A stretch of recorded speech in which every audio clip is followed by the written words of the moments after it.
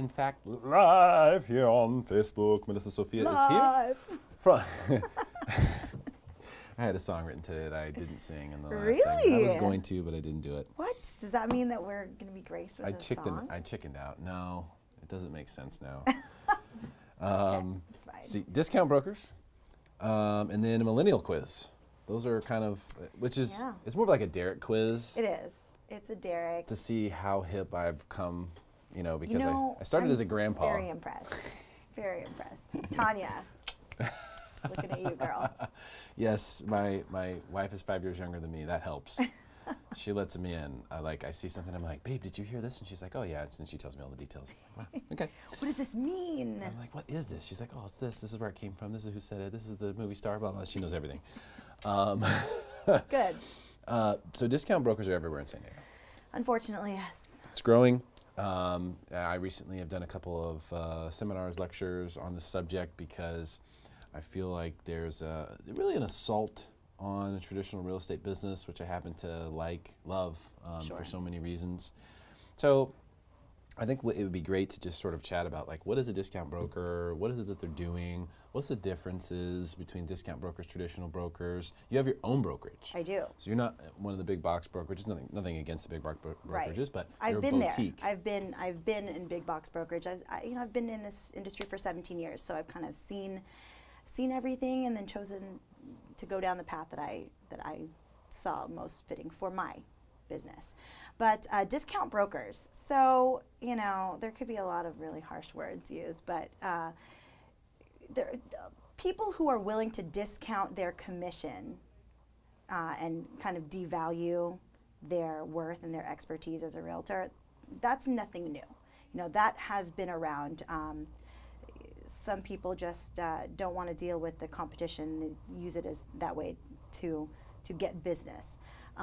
I think a lot of what is more prominent now is discount brokers who are using the internet as a way to streamline their process and then say that because we're doing this, we are going to win business and we have something over traditional brokerages.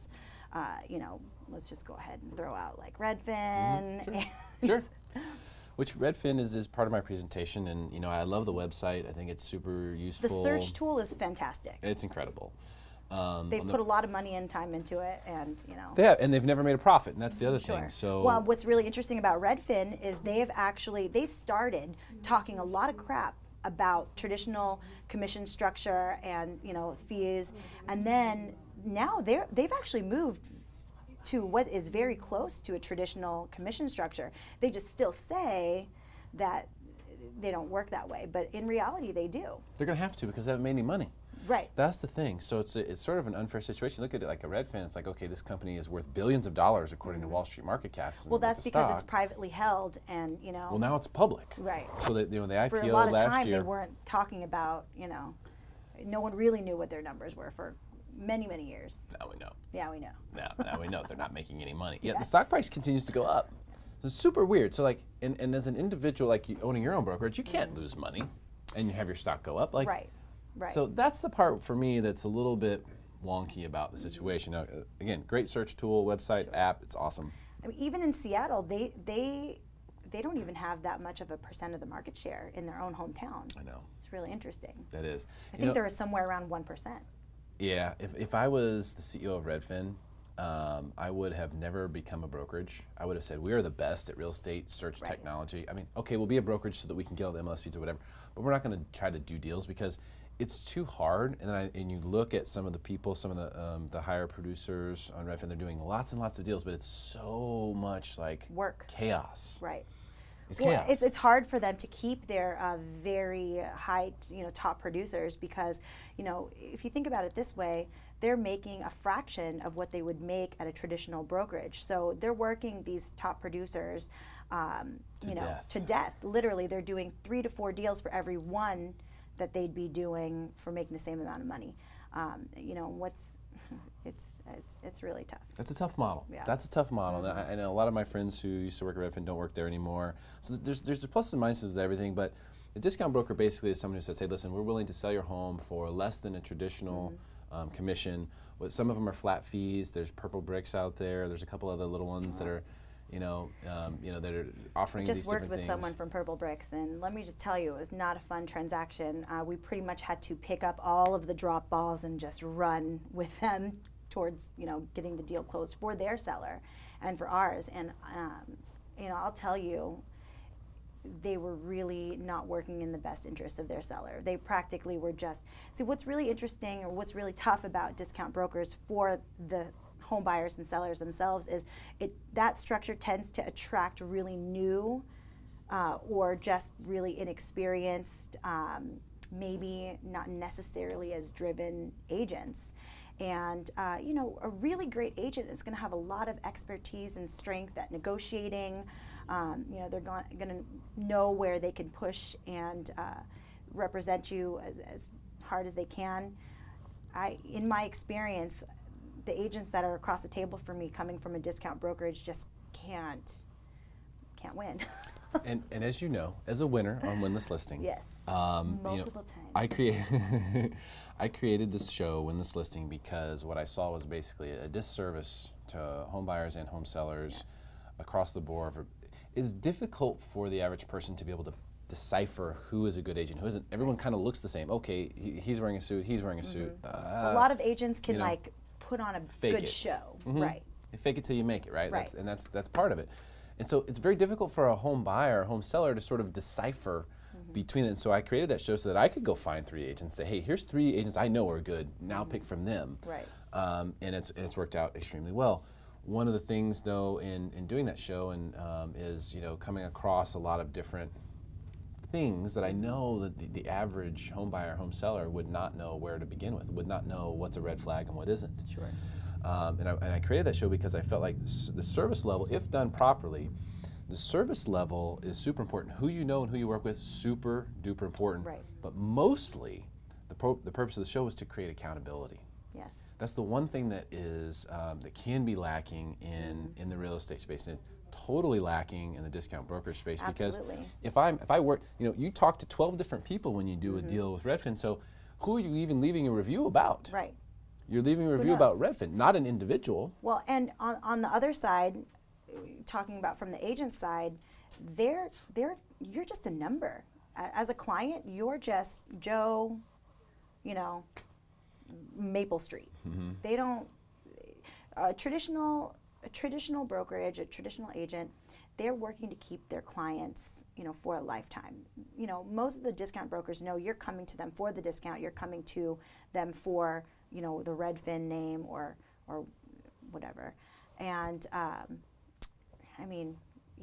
they're not in it to win it for a life. So the referral-based service that you're going to get just isn't there. Yeah, I think if you have the right agent, they're going to really look after you as if you were them. They're going to treat you exactly the way they would treat that's themselves. That's exactly what I say to my clients all of the time. When I'm fighting for their request for repairs, when I'm fighting for their rent back, when I'm just negotiating, just in the initial offer stage, I work as if this is my money. What would I do? I'm not sitting here like, whatever, it's fine. My clients, they can spare another $500. That's not how I personally work. And for me, that's what has shown. I spend very little money on marketing per month, and I'm a top producing real estate agent in San Diego because of the time and the dedication I put towards working as hard as I can for my clients and making sure that they're satisfied, making sure that they know that they can trust me and my advice. Actually, I want to mention, because of this, the Avenue Home Collective was nominated for we are actually nominated for Best Real Estate Brokerage in San Diego by the Union Tribune. So, yes. That's incredible. You deserve it. Thank you. So we're going to find out the results. Let's talk about that too, because you're a boutique, or what we would call a boutique brokerage. Which, did you notice, that's really starting to pop up a lot? There are a lot of that going on. But I mean, so you've gone through. You were at a big box. I was at brokerage. Remax. Okay. I was at Century 21, and I decided, after going to another independent brokerage, I decided that starting my own boutique brokerage was definitely the way to go. There are a lot of advantages over it. I mean, discount brokerages, there is like no flexibility on your contracts, fee structure, all of that. If you're an agent, you don't even have room. If your clients want to wipe a fee or do something, they're literally, their hands are tied. A traditional brokerage, they still have, you know, especially the big box brokerages, they have a lot of rules. For me, I loved the flexibility of having my own boutique brokerage. I can specifically tailor a transaction to my client's needs. You know, say they need more or less service, and you know, I can offer different packages. Like we were talking about, one of the solutions that you are helping teach agents, you know, tailoring a package to what your clients want as far as listing their home. Yeah. Where do they see value? Where do they see value? Do they not care if you know, get professional photos? I mean, I would always suggest that. Got to do that. Nowadays, but they may not see value in getting a high quality drone video, right. Or they may not see value in doing a broker open, or exactly. To them they may not think that that's important. So if you, right. And so what you said was, you know, you're outside of the box. There's no box, basically. You can kind of do whatever makes sense. And it's funny you mentioned that, because when I was explaining those options in one of the lectures I was giving, one of the agents said, "Hey, what if my broker won't let me do that?" It's come to that, and someone else said, "You're working with the wrong broker." That's absolutely right. You know, in this day and age, flexibility and customization is just the name of the game. In all industries in the world, you know, that's where we're moving towards. And I think it's very important as a broker to give your agents the opportunity to help customize their service to their clients. It's also, it's like, what level of importance is this to you? Right. This is the way I look at it. Whether you're purchasing something, you know, it doesn't matter. It's like you kind of want someone who has some skin in the game. Yes. I feel like when you go with a discount broker, or you buy anything that's cheap, you get yourself into a situation where you don't matter that much, right, to them. And so, do you really want that to be the case with your home? Absolutely not. I mean, this is the largest investment you're going to make. You know, for me and so many other traditional realtors out there, our name is everything. And, you know, we're not going to allow it to be sullied. So we're going to work as hard as we can for you, and, you know, get you exactly what you're looking for, because this is our livelihood. We can't afford for it to have however many bad reviews. They don't care. You're just like a drop in the bucket. If they get a bad review, they probably pay enough to, you know, Google or Yelp or whatever to get it wiped anyway. Just get it shoved right under the rug. And I don't want to say that's necessarily happening. I don't know if that's happening or not, but I do know this: if you are, she's like, yes. If you are in a situation where you're hiring someone to do a very important job, I think you just want to really take a careful look at what does your gut tell you. Absolutely. Because I think sometimes we get swayed by, oh, well, this is cheaper, that's cheaper. But look at the times in your life when you have maybe paid more for something because it mattered more to you. Right. You know, like when we were hiring, for example, an electrician who I think is here actually to fix one of the lights. We were hiring an electrician. I didn't look for the cheapest person. Right. Because the lighting in the studio is super important. Absolutely. It's really important to me. So I wanted someone who for sure was going to do a great job. That mattered to me more. Sure. So I think you have to ask yourself, you have to be honest with yourself, how much does this matter to me? Right. Because can I find someone to do it cheaper? You can always find someone to do it cheaper. Well, and that's the other thing much does too it is, you know, you want to say when you're talking about real discount brokers, if they're willing to give away their own money, how hard are they going to work to keep your money in hand? They won't. They won't. I had a client who, they were just cutting it so close on their numbers to purchase their other property, and you know, I really felt for them. I know that it was just so close, and the numbers were just really tough for them. So, you know, they wanted to ask me if I could, you know, give them as much as Joe Schmo down the street was willing to give back, or whatever they found on a website. And I said, listen, I know this can be a tough decision for you when you're just looking at numbers like that. But I will tell you, in my experience, I know that I can get you the most that this that your home has ever sold for in this neighborhood. And we actually ended up getting, I think it was $42,000 over the highest sale Set in a their new community. high comp by Set 42 a new high grand. comp by 42 grand. I mean, I guarantee that discount broker wouldn't have priced it as strategically.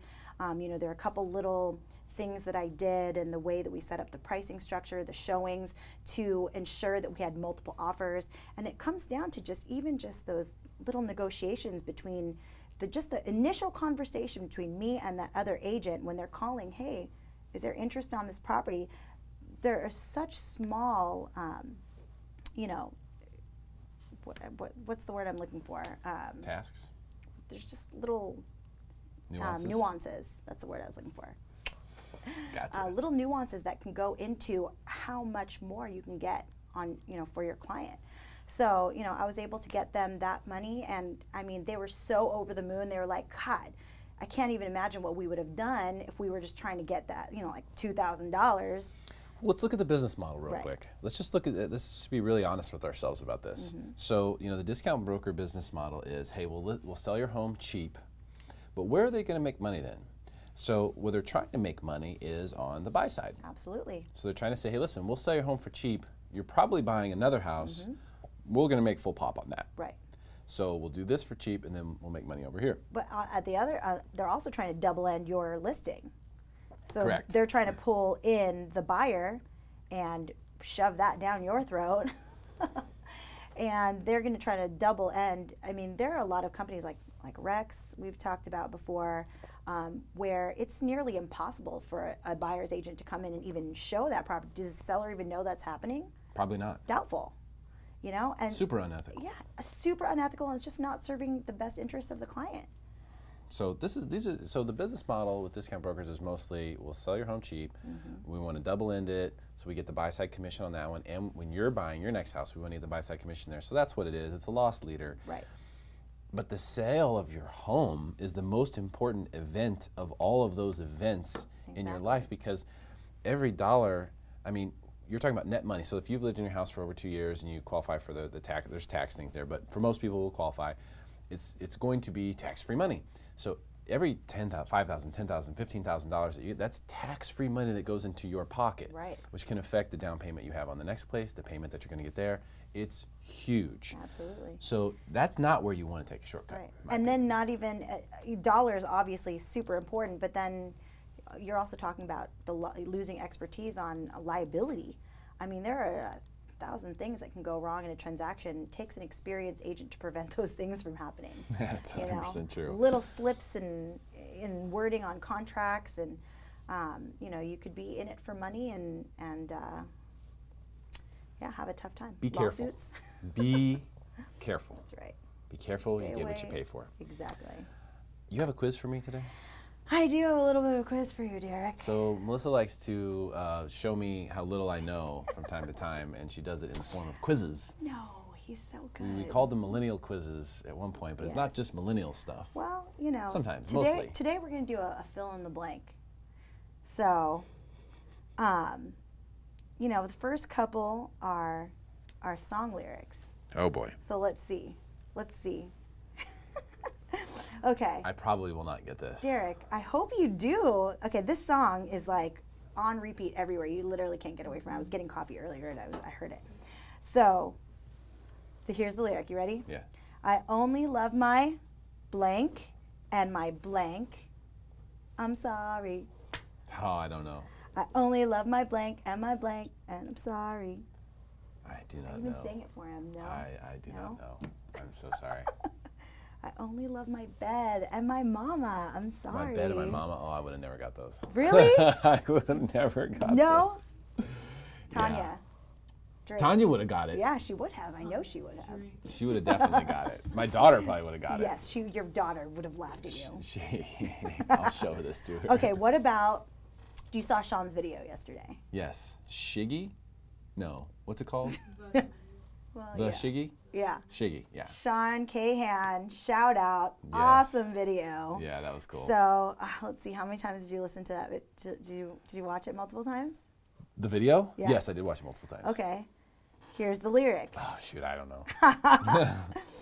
Kiki, do you blank me? Are you blank? Do you love me? Yeah! Are you down with me? Close. Riding. Are you riding? Do you High love me? Are you five. riding? Okay. See? All right. Okay. I was really excited about that. You got that. I just remember Sean doing the dance, and he was like, Yeah. Yeah. There yes. you go. Okay, you're next. We're gonna like make you do that with him pretty soon. I can dance like Sean. you can. Well, we just want to see you try. Homie can dance. Yeah, I'm super impressed. That Mortgage Geek can cut a rug. He can cut a rug. Okay, so just another a saying. This is saying, not a song lyric. Okay, good. Blank or it didn't happen. Blank or it didn't happen. Oh, I've heard this before. Yes, you have. Blank or it didn't happen. It's like when you're saying like, oh, I ran into, you know, Kobe Bryant at the airport. Blank or it didn't happen. Death? Picks. Picks. Oh gosh, I don't know. Yeah. I was Picks or it thinking, didn't happen. okay. I would have never got that. I'm really proud of you though. That was good. You got Kiki. Is that Do you love that me? the end That's of the end. That's the end of the quiz. We're I done. failed miserably. Miserable I mean, failure. there was like 1, 2, 3, 4, 5 blanks. Things you could have asked 20%. me. Okay. That you do know. Did Justin Bieber get engaged recently? I would have gotten that one. Do you know who his fiance is? No. Did Halsey and G-Eazy break up recently? I would have gotten that one. Hey. Okay. I really like Halsey. Yeah. She's amazing. She's coming to Kaboo. Is she? Is she coming to Kaboo? And she's single now. Yeah, she's coming to Kaboo. So, all the fellas She's out single. there, Hey. Halsey's single, holla. And Justin Bieber's not. Kalina's actually really sad about that. She's I know, a she posted. Long-time Bieber fan. She was crushed. Oh, she's got everything. She's got the socks, the blankets. Like, I mean, literally, she's got like. I'm surprised so much a gear. kid like that would settle for someone at this point in his career. Wow. I mean, it's not like he's How settling. long has he been doing this career? True, since he was like 12. Yeah, literally. I would love to have a closed door interview With Justin Biebs. Bieber? You and. That would be amazing. All right. Just to, yeah, can you make that happen? Can you have Sure, Kalina reach out? Yeah, I'll do it. Number one fan. Yeah. This We isn't you know, a ploy to, you know. We're not trying to ride your coattails or anything. Don't worry. Could you please tell us all your deepest, darkest Maybe you secrets? should go after Haley, his Oh, fiance. okay. She's not that famous yet. How about Halsey? She is. Maybe she would respond now. She seems a little down. Well, there you go. Tough breakup. When she comes to San Diego, Yeah. see what you can do. I'll try to corner her with my cell phone. Smarter San Diego here. Halsey, if you could just give us a few minutes. You That's know the what? extent I of do my not knowledge. doubt you. You could do it. I would go for it. Yeah. I would go for it, for sure. You should come to Kaboo. I might. You should. We're doing 3 days. You're doing 3 days. Yeah, all the time. Holy smokes. Yes. See, since I live in Del Mar, I get to hear it anyway. I know it's not the same. Sit like on the other side like a chair. Yeah. That's we're at Dog Beach, just like Yeah, chilling. that's way cheaper than what I'm doing. Yeah, I'm that's doing the cheap way to the do it. hang 5. Yeah. It's pretty awesome though, I have to tell you. The hang 5, the VIP, where you can just walk right up. They split, what's really interesting about Kaboo, they split the stage in half general admission and VIP. So it's not like VIP's all in the front and then general admission is behind. They split it. So when you walk up to a crowd, like a performer's about to go on, general admission will be like way back, and you walk into the VIP section and you're like 2 or 3 people from the stage. Wow. It's really awesome. That's a cool way to go. Who else is coming to Kaboo? Oh, so many people. It's just too good. Foo Fighters. Foo Fighters go. Yeah. You I saw see them it. when they came Yeah. a couple years ago. Yeah. It was awesome. When he had the broken leg. Yeah. That was an that's amazing crazy. show. That was an amazing show. Blondie's coming. I'm excited about that. Okay. There's one I don't know. Blondie, Heart of Glass. What? That's 80s. Is it really? Yes. That should be my jam. Yeah, it's your jam. I probably know You'd the song. it. I know Yeah. the song.